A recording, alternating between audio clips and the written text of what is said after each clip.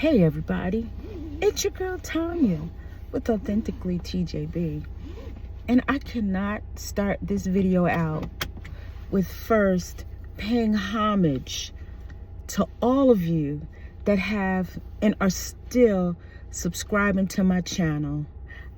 It warms my heart, and I truly am saying thank you. I want to give a giveaway, but I'm not seeing, for the amount of subscribers that I have, I'm not seeing the names, and I'm hoping that you are publicly subscribed. I was going to end the contest tomorrow, but because I think and I'm just learning the algorithm of YouTube, and I'm thinking because it's only showing data as of March 6th that I'm not seeing all the names. So if you're interested in the giveaway, please make sure you're publicly subscribed. And again, like I said, I'm new to this. Maybe tell me how I could see all my subscribers.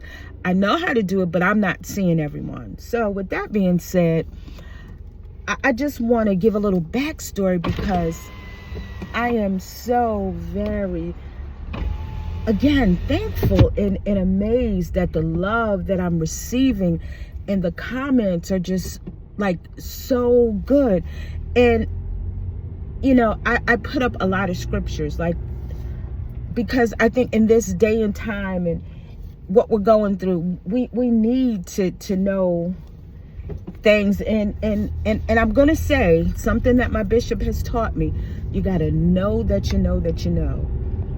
So if there's a scripture that's not right, that I've not captured it correctly, which I pray that I do, because I pride on it, and I like to tell what version when I'm speaking it of the Bible that I get it from. But I just, you know, just put up the scripture, and I don't put anything else, because I'm not a preacher nor a teacher, so I don't do any other part but just put that scripture up. But it resonates with everyone, and I know in my heart that's what's needed.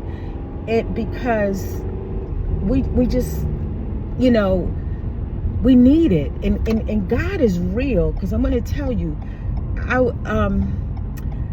just the other day, my daughter, she was just going through something, and before I closed my eyes to go to sleep, I said, Lord, I said, please break every chain that devil is trying to have on her. Let me tell you something. I am a witness. That next morning, that child, when she called me, my daughter, of course, when she called me, she sounded like a brand new person. And, you know, so, and I don't throw religion on anyone. I don't preach the gospel to anyone, because I love the Lord, but I'm still a babe. I've never gotten through all the pieces of the Bible, and that's one of my desires this year, is to read through that Bible. Is it going to be easy? No, it's not. Am I going to get discouraged? Sure.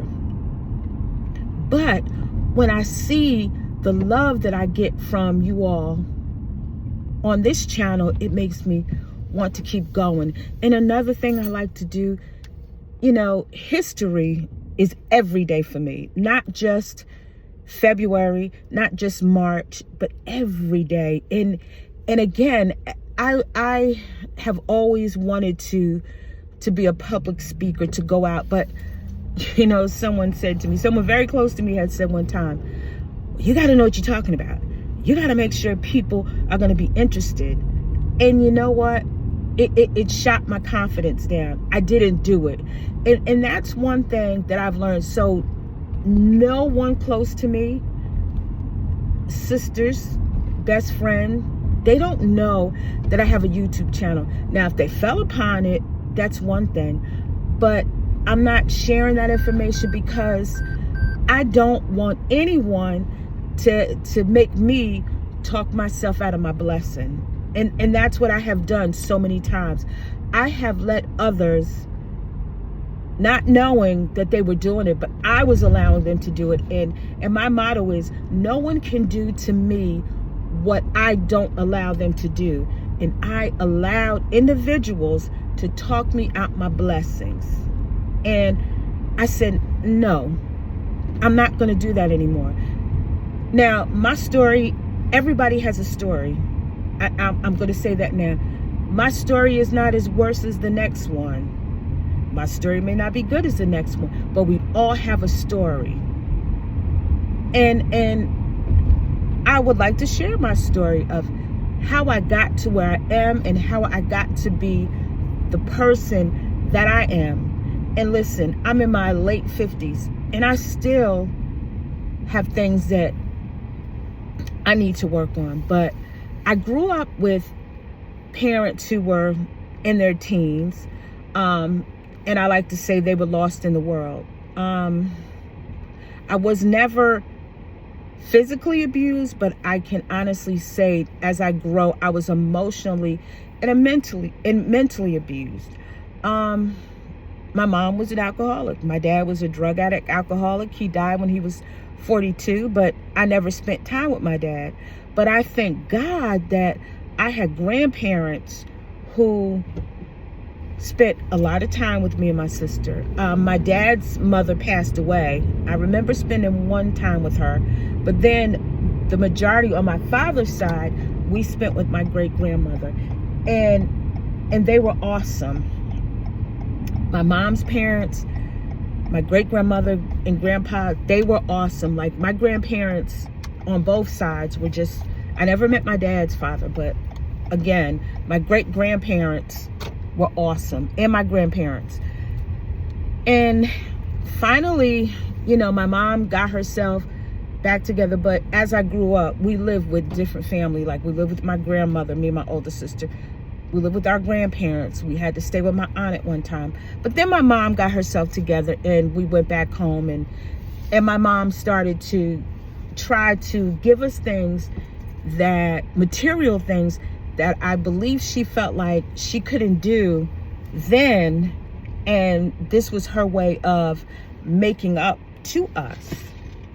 Okay, now when I tell you, I love my mom. She passed away 9 years ago, and my mom and I were very close. I never held anything against her because, like I said, when she had my older sister, I think she was like 16, 17. She had me, she was 19.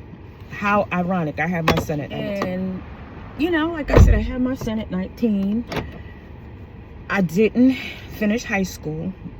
I got my GED, but thank God I did that.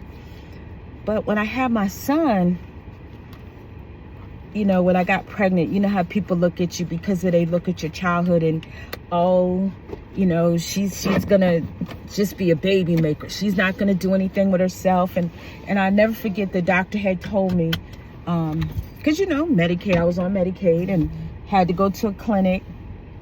So, you know, there was young mothers in there. But I never forget, after I had my son and I had to go back and I had to go back to this particular doctor because my son was premature, but to get my checkup. And do you know what he told me? He said, I'll see you again. Okay. My son is 38 years old.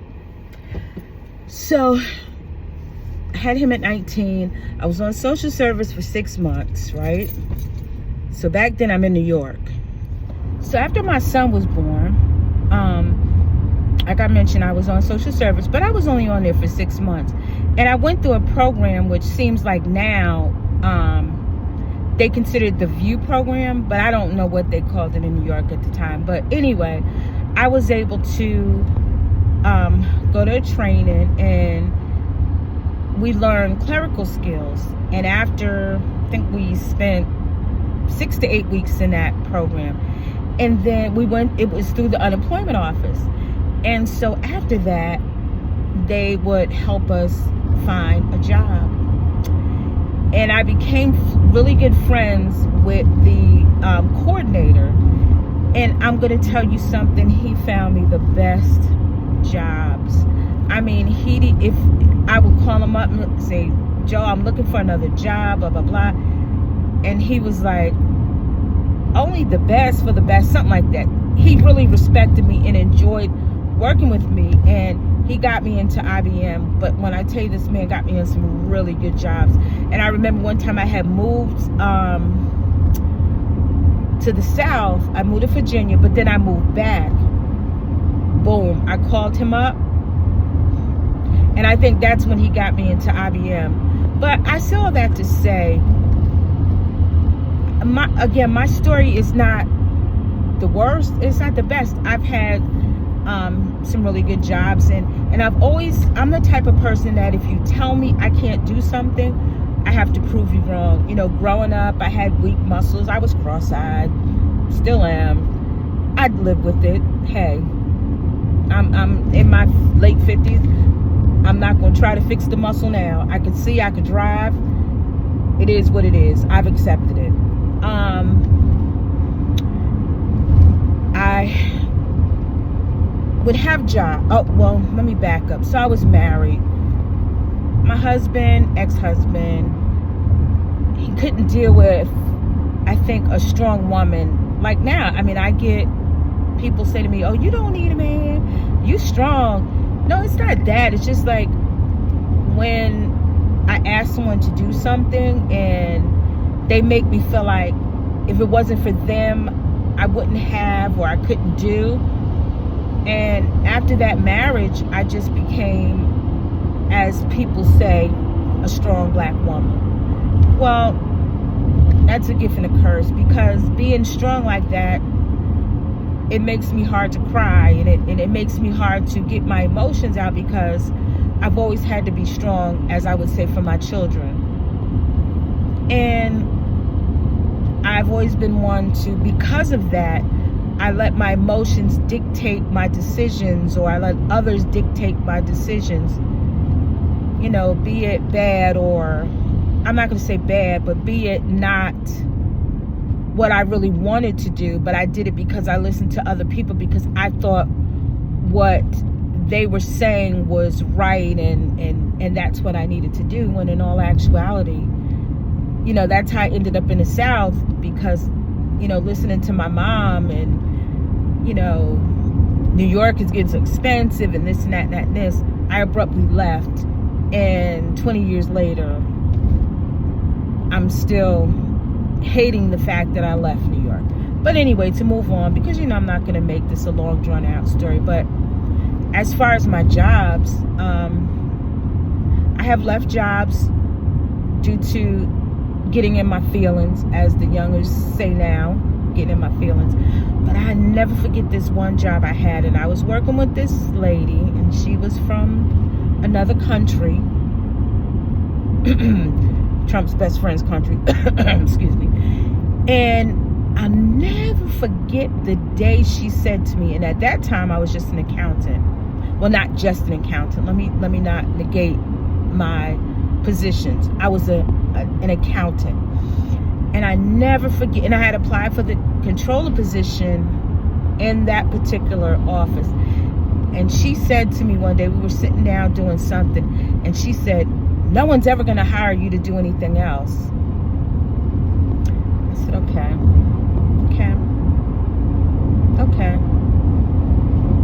I got in my feelings, but again, I don't cry, so I didn't cry. But let me tell you something. I showed her something. I am now in my second business manager role. Now, I've been in supervisory roles before I went to this particular government agency. She said, no one will ever hire you in another capacity. And like I said, I am the one that when you tell me that I can't do something, I'm going to prove to you that I can. And that's what I did. So I say all that to say, and I've always had a desire to mentor young single moms, because I was once one. And I do it, I'm not a professional. I can only share my story, but I try to give advice to the young moms, like my daughter's friends and stuff. But the one thing I tell them, you know, you have, at the end of the day, you have to do what's best for you and your children. But these are the things that I did, and these are the mistakes I made, and some of the choices I made because my children didn't ask to be here. But I don't take this, to sum this up, I don't take this YouTube channel lightly. I value the information that I bring. I want it to be useful, helpful, motivating, inspiring to everyone that comes across my channel, and for everyone that subscribes. Again, I'm not perfect. I've made mistakes. You know, I'm going to tell you this little story, then I promise I'm going to go, whoop, ho, ho, ho. So I told you I'm from New York, and back home, my family, they had a bar, and it had a dance floor and everything. And on Fridays and Saturdays, that was the place to be. So we lived in a town where there was a prison. So the correctional officers would come in there, you know, Fridays, Saturdays, you don't have to work, whatever, when they're off. And, you know, a lot of women was, you know, oh man, the CO is here. You know, they trying to holler at the CO, but they ended up becoming like big brothers to me.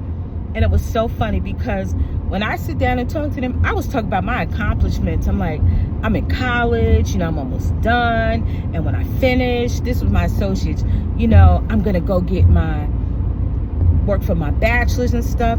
And, you know, I'll never forget, they told my aunt, the one who owns the bar, they said, your niece is going to go very far if she stops being around so-and-so.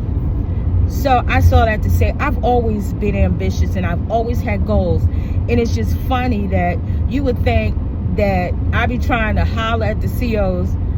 Look, I'm sitting there having drinks with them. They're buying drinks, and we talking about my college education and me working at IBM and all that good stuff. So I say to anyone that has dreams and goals and desires, and even to do this YouTube, there's a lot of information. I said like this, I watch it, I take what I can use, what I feel is beneficial to me, or I do it on my terms. Because see, what God has for me is for me.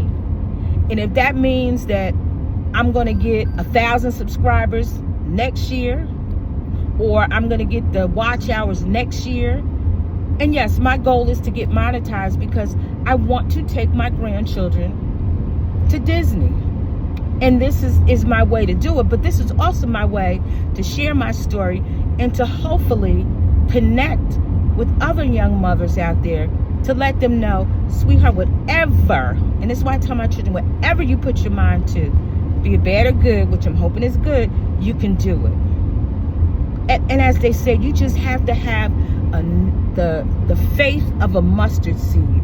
And let me tell you something, YouTube family and friends, when I see my numbers go up, like I said, I'm thankful because one, I'm one step closer to getting my grandkids to Disney, and two, what I'm putting out there is resonating with many. So with that being said, you know, I don't do a lot of face videos, but I felt compelled that I have to come out and share my story and to personally say thank you.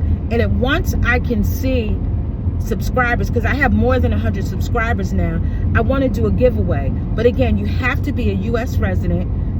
You have to like, comment on my videos, of course, and you have to be over the age of 18, and you have to be subscribed. So with that said, it just takes 3 things: like, comment, and subscribe. Ding, ding, ding. And listen, if no one's told you today, I'm telling you, you are appreciated, you are special, and you are a child of God. And with that being said, please make it a great day. It's foggy, so I'm going to keep my eyes on the road and my hands on the wheel. Have a wonderful day, everyone.